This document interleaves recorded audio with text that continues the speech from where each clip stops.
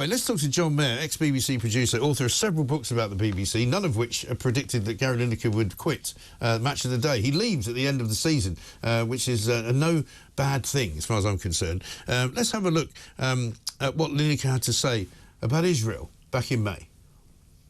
So I understand why most people refrain, but I'm getting on a bit now. I'm fairly secure. And I can't be silent about what's happening there. I think it's so utterly awful. And now they're talking about, it already looks like it's happening, going into Rafah, where they've sent everybody down there. So, I don't think you can be, it's not anti-Semitic to say that what Israel is doing is wrong. Well, it might be, actually, Gaza. But thanks anyway. John Mair's here. John, very good morning to you. Hello, Mike. We knew that we would reach this point eventually. We have now reached it. It's difficult to know whether he jumped before he was pushed or whether he was pushed and then decided to jump. But I think good riddance is probably my overall overarching view. It's not mine.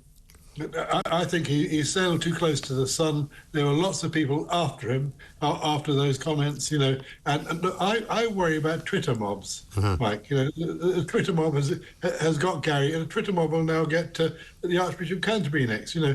There's a brilliant presenter. Can the BBC afford to lose him? Yes, they can, because they can get somebody to do the job for a lot less money. Surely, John, that's a good thing. Well, do it as well. Do it as well. There are two or three great. Let's put it this way, John. It's a recorded programme, right? It's recorded after the football finishes in late Saturday afternoon. It's not live. No, it's live, Mike. No, it's not. No, it's not. No, it is not live. You can know that it's not live because remember when something happened that they had to dip into it and re-record the beginning of it because it's recorded in the early part of Saturday evening, late part of Saturday afternoon. It is not a live show. So therefore, I think you're wrong there. No, I'm not. Well, you may think I'm surprised. John, I'm surprised you don't know that, right? First of all, I do know it, and it's live. It isn't live. It's not live. Never mind. Let's concentrate on Gary. What are Gary's talents? He's a brilliant presenter. Can the BBC afford to lose him? Yes, they can. Can he afford to lose the BBC? The answer is yes, because he'll find lots of work in other places. Yeah, well, he can. I mean, listen, I wish him well. I wish he, if he wants to get loads of work in loads of other places like Qatar, because that suits him, that's fine. But what he shouldn't be doing is taking £1 million from the public purse because the BBC can no longer afford to pay people that kind of money. Talent costs money. You guys are not allowed, don't have to reveal your salaries. It's a shame. And ITV and everybody should reveal their TV salary. No, why? Why should he's worth every penny of it. No, he's not.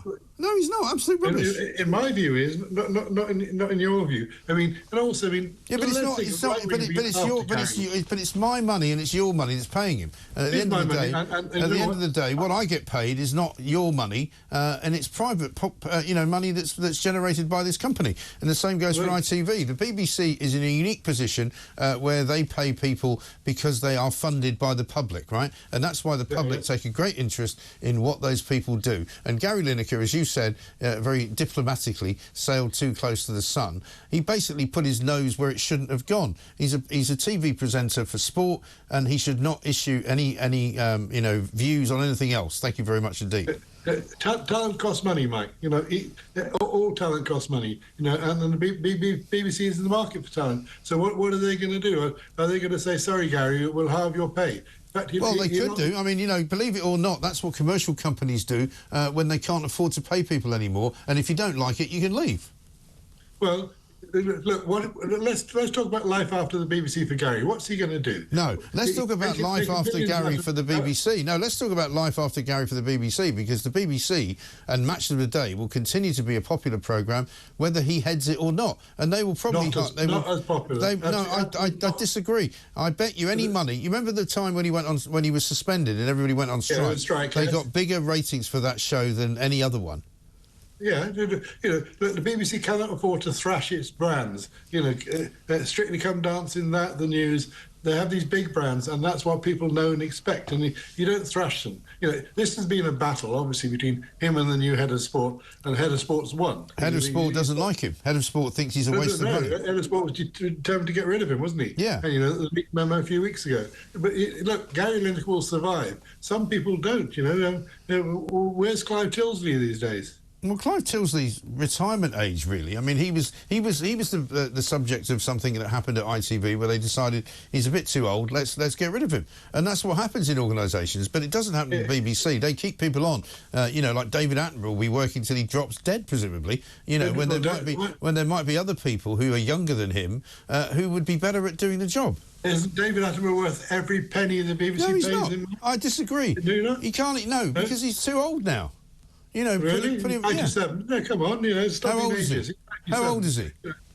97. 97. So you think it's a great idea to employ somebody who's 97? He can't. The last time they did a documentary about Wales, right?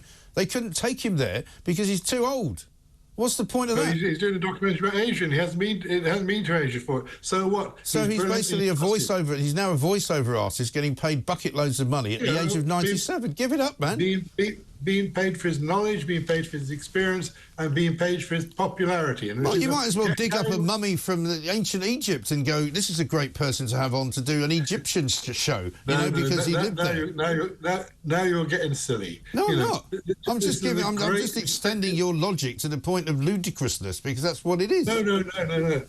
I'd pay money for Adam. I'd pay money for Lineker. Lineker will take an audience with him. That's the worst. No, he won't. No, I bet you any money now. I bet you £100 right now to your favourite charity. To your favourite charity, right? Yes. When Match of the Day starts next season, which will be August, I think, of next season, there will not be any dip whatsoever in the viewership.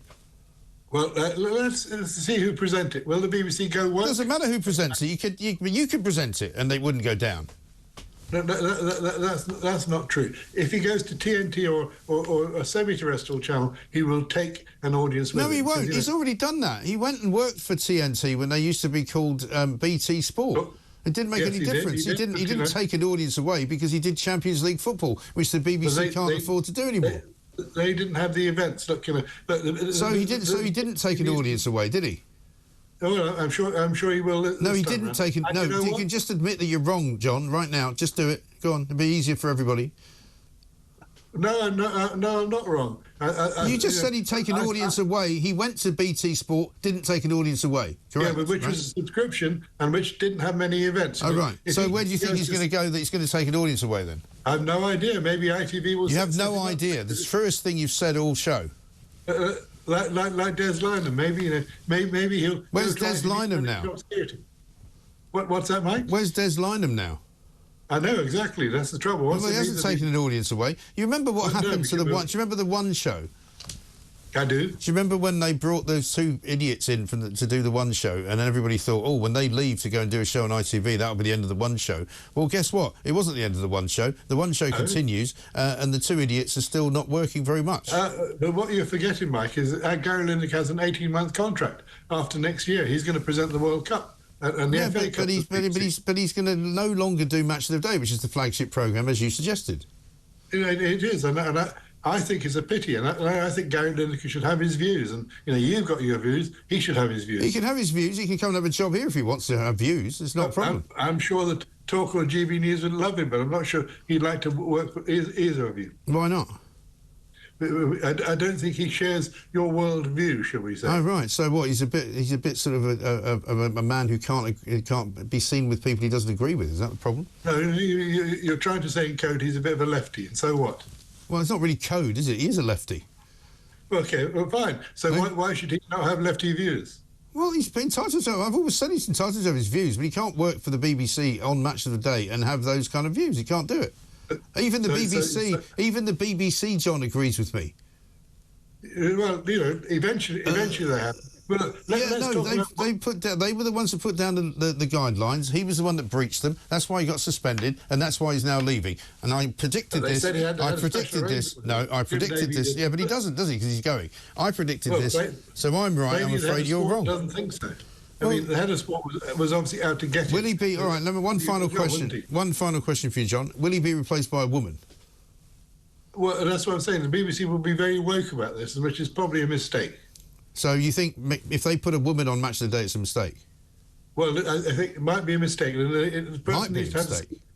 Look at Lineker. Do you think it's a mistake if they put a woman in charge of Match of the Day? I didn't say. I said it might be a mistake. I didn't say will be. You know, I think there's you're not getting away with that. No, you're not getting away with that. Is it a mistake to put a woman in charge of the Match of the Day? Well, it yes or no? depends on her experience.